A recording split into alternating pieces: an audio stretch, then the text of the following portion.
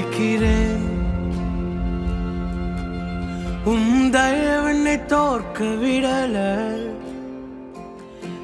என்னாலும் உன் கரத்தின் கீழிருந்தே.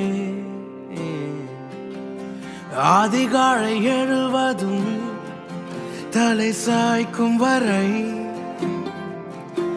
உன் நன்மைகளை நான் பாடுவேன்.